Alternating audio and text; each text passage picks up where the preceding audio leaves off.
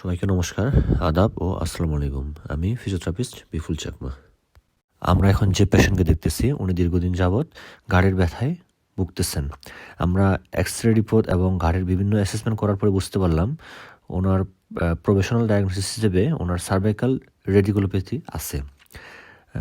ওনার এই cervical radiculopathy সমস্যার জন্য ওনার ঘাড়ে প্রচণ্ড ব্যথা থাকে, সেই সাথে হাতের ওনার ব্যথা নেমে যায়, হাত অবশ লাগে, হাত ঝিমঝিম করে এবং কোনো ভারী কাজ কোনো কিছু করতে পারেন না, এবং কি ভারী কোনো জিনিসই নিতে পারেন না উনি।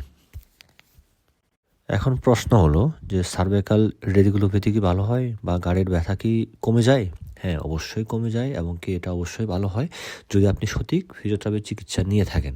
কারণ সার্ভাইকাল রেডিকুলোপ্যাথি বলেন বা আপনার ঘাড়ের ব্যথা বলেন, এই ক্ষেত্রে ফিজিওথেরাপি চিকিৎসার গুরুত্ব অপরিসীম। আমরা ওনার ব্যথা কমানোর জন্য বিভিন্ন ধরনের ইলেকট্রিক্যাল মডালিটিস যেমন ইউএসজি, টেন্স অ্যাপ্লাই করছি।